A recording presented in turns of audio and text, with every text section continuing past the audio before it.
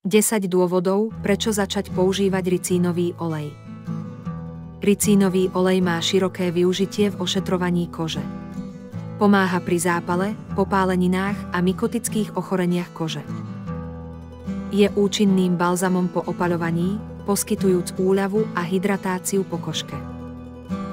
Ricínový olej je obľúbeným pomocníkom pre ľudí trpiacich artritídou, dnou a reumou, pomáha zmierniť bolesť a zápal klbov. Účinne odstraňuje bradavice a pôsobí ako hydratačný prostriedok pre suchú a popraskanú pokožku. Pomáha liečiť infekcie nechtov a je užitočný pri masáži tváre, zlepšuje aj pigmentáciu kože. Na zjemnenie jaziev.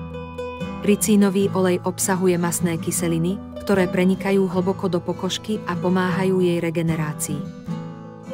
Je účinný pri liečbe akné a môže slúžiť ako prevencia proti vráskam vďaka obsahu vitamínu E. Ricínový olej je prospešný aj pre vlasy, podporuje ich rast a zabraňuje vypadávaniu. Chráni vlasovú pokožku pred infekciami a lupinami a posilňuje myhalnice a obočie. Je dôležité vedieť, že pred použitím ricínového oleja je vhodné skontrolovať možné alergické reakcie a dodržiavať odporúčania lekára, najmä počas tehotenstva a u detí.